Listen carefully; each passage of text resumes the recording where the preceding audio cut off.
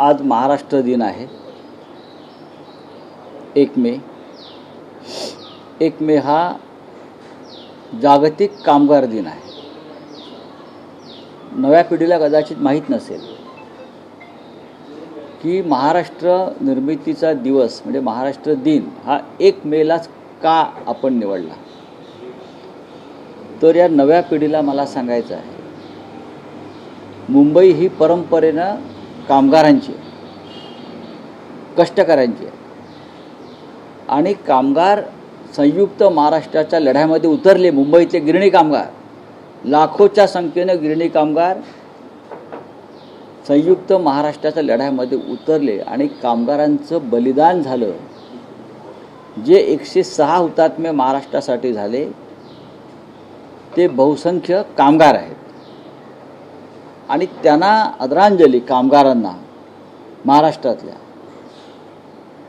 म्हणून 1 मे हा महाराष्ट्र दिन. म्हणजे त्या दिवशी संयुक्त महाराष्ट्राचा मंगल कलश यशवंतराव चव्हाण मुंबईमध्ये घेऊन आले. तो आजही मंत्रालयामध्ये आहे. महाराष्ट्र निर्माण झाला, 67 वर्ष होत आली. आजही हा महाराष्ट्र अखंड आहे. विदर्भ, मराठवाडा, कोकण, मुंबई, उत्तर महाराष्ट्र आणि आपण प्रत्येक महाराष्ट्र दिनाला हा एक उत्सव म्हणून साजरा करतो. आजही काल मध्यरात्री 30 तारखेला हुतात्मा चौकात जाऊन हुतात्मा स्मारकाला अभिवादन केलं आम्ही. माननीय उद्धव ठाकरे, माननीय आदित्य ठाकरे, आम्ही सगळे असंख्य शिवसैनिक. आणि आज दिवसभर हुतात्मा चौकामध्ये जनता जाईल, राजकारणी जातील, सत्ताधारी जातील. काल मला एक विदारक चित्र तिकडे दिसलं. माझं सांगू इच्छितो, उद्धवजी अस्वस्थ झाले.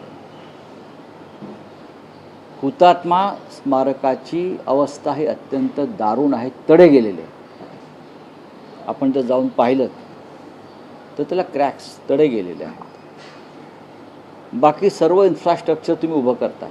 आज मिसिंग लिंकला तुम्ही जाऊन उद्घाटन करताय. केव्हा तरी महाराष्ट्र दिन सोडून हुतात्मा स्मारकापाशी जा आणि त्याची पाहणी करा.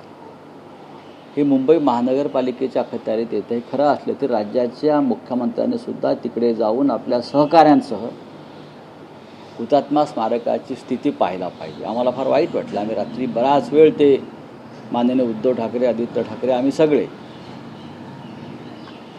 पाहत होतो. कारण हुतात्मा स्मारकाच्या निर्मितीमध्ये म्हणजे जे सुशोभीकरण आहे त्याच्यामध्ये शिवसेनेचा फार मोठा वाटा आहे. छगन भुजबळ महापौर होते त्या काळात ही सुरुवात झाली, ती सातत्यानं कायम राहिली. नुसतं महाराष्ट्राचा दिनी संचलन करून, सलामी घेऊन, ध्वजवंदन करून हुतात्म्यांना मानवंदना दिली असं होत नाही. मुंबईवर मराठी माणसाचंच वर्चस्व राहिला पाहिजे. महाराष्ट्रामध्ये मराठी माणसाचाच आवाज बुलंद राहिला पाहिजे.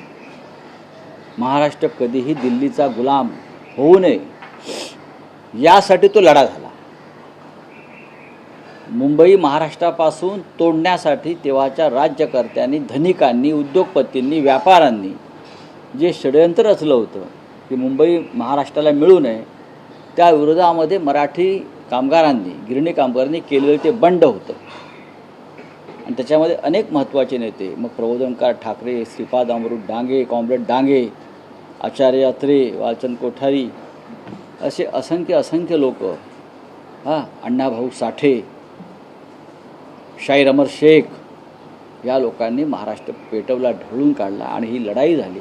आणि त्यानंतर मुंबईसह महाराष्ट्र निर्माण झाला. तो टिकवणं हे आता मोठं आव्हान आहे. ज्या परिस्थिती आम्ही आज जगतो आहोत किंवा सरकारची जी भूमिका आहे, ही लढाई भांडवलदाराविरुद्ध होती त्या काळात. आणि आज पुन्हा एकदा मुंबई भांडवलदारांच्या घशात घालताना सरकार दिसत आहे. त्याच्यामुळे आम्हाला पुढल्या लढाईला मानसिक तयारी करावी लागेल.